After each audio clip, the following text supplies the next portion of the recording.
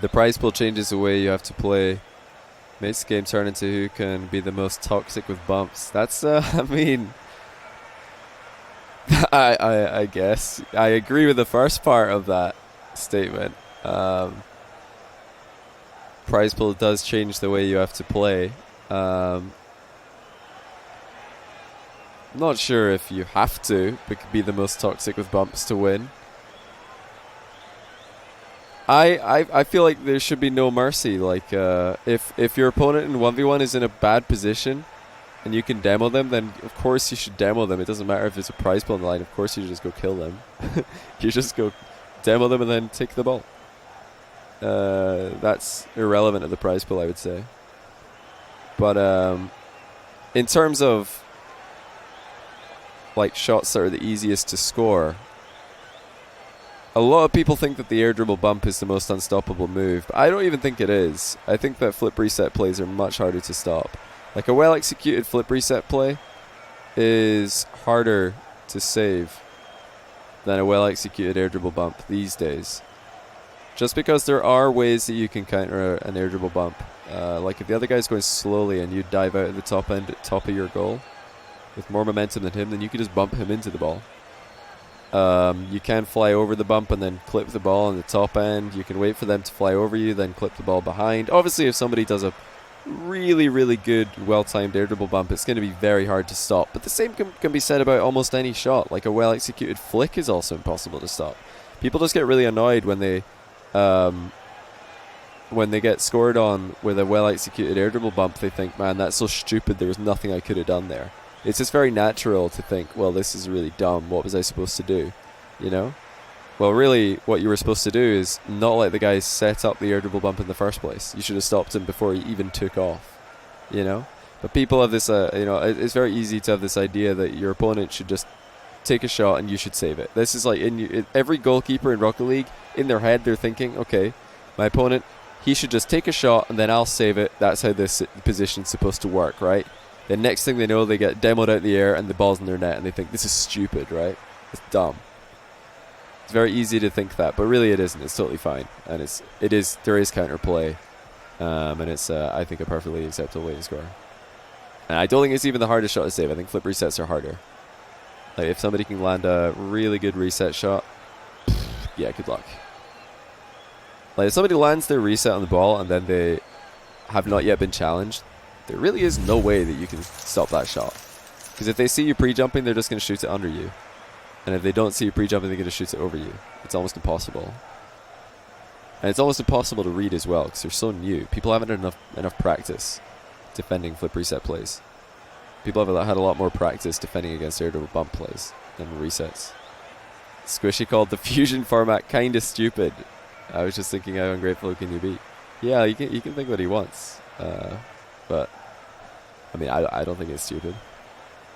I think it's pretty cool. I like the format. If he wants to elaborate, I would gladly explain to him why he's wrong. But since he didn't go into detail, I'll have to leave it at that. You don't even know if he did. I mean, I just said if he did say that, then I disagree. That's all I know. I don't know any of the context of this. That's it. That's all I can say. I disagree. I don't think it's stupid. I think it's kind of cool. I think it's different. Would have been very easy to just run another 3v3 tournament. Would have been a lot easier for me. Would have been a lot easier for everyone else who's helping to organize it. But we didn't want to do that because everybody just runs the same threes tournaments every month in Rocket League. It's just like threes tournament and another threes tournament and another threes tournament, and whoever pops off wins. It's time to change the game. It's time to switch things up. It's time to innovate. It's time to test new things. It's never been done before, a tournament like this. So we can't know if it's good. Maybe it sucks. Maybe it's trash. But you'll never know until you try. At the end of the day, it didn't even need to happen. Rocket League community is lucky to have people like yourself and Civic, etc. I appreciate that, man. Like how you said you wanted to see the format a long time ago, then you went and did it, madman. And I just I just find a way to, test out formats that I think could be cool. Justin has never played 1v1 on my stream, no. Turbo Turbo Pulso was the first person to ever beat Scrubkilla back in the day on my stream. He used to be really good at ones. Nowadays, I don't think he's as good. Did you secretly make what you always wanted RLCS to be in Fusion, with 1s, 2, and 3s bracket? Well, guys, I'll tell you exactly how Fusion went down. Okay, so as most of you probably know, in Civic and me ran the European Invitational together. He did all the legal work and provided the prize pool, etc. And I did the production and the logistical stuff. Now, when it came to the end of the European Invitational, we just had a chat, about how it went. We both, thought that went really well. We wanted to do another event. And it was the Civic's idea. He said for the next event that we do, he wants to make it like a 3-in-1 event, 3s, 2s, and 1s, all like being part of one event, like 3 tournaments in one. And I thought that sounded like a really cool idea, because I've talked a lot in the past about how I wish that was, how RLCS was, like 3 events in one weekend that, aren't intrinsically linked, but 3 tournaments in the same weekend. But I thought for this one, let's just try and find a way to connect them all together, because that's what we wanted to do. This was the way that we figured out to do it, using a point system for the final thing. But yeah, the only way that we could get a qualifier for teams to qualify for 3 separate brackets in 3 separate game modes is crew battles. It's the only way that we could do it. So we're going to do it. It should be really interesting, it should be a fun, like, different kind of tournament. Forky is extremely salty about being bumped a lot. Not really, he's just sad. I mean, it's gonna be tough. It's gotta be tough. I mean, losing a show match is already, losing a money match like this is already, like, difficult in ones.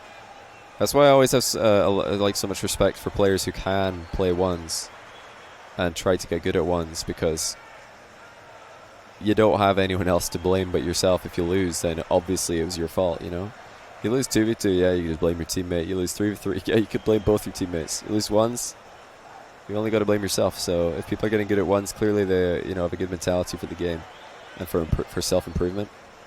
But yeah, it's pretty hard when you do it and a lot of people are watching on your own channel and somebody else's channel. It's very hard.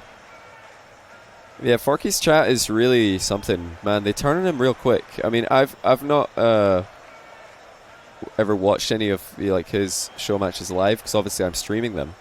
But I've watched some of his he played private matches against Jarias the other day, and his chat were turning on him so fast. I couldn't believe it. Like, they were just being.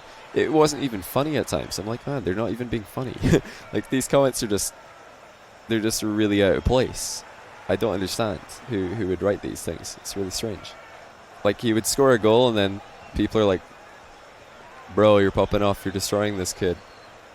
You're way better than him. Then he gets scored on and he's like, whoa, this guy's kind of clapping you right now. What's happening, man? His chat was just totally fickle. Very fickle. Very strange. Really, really strange. It's not often I see a Twitch chat like that for a player. But no, from what I've seen, Forky's just having fun. Trying to score some cool goals and win some games. That's really all there is to it. All the best to him. Is Scrub new team good, like winning RLCS good? I don't know. Is your new team good, Scrub? Like winning RLCS good? How about winning Fusion good? Is your team winning Fusion good? Is it that good? I mean, yeah, maybe you can win RLCS, but can you win Fusion though? That's the real question.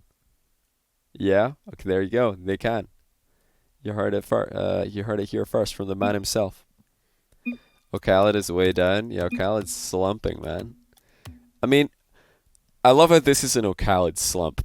Only 1565 rating, man. What a scrub, right? Not even rank 1. Ha. Come on, Khaled. slumping. Imagine this is your slump. Goodness me. Some people.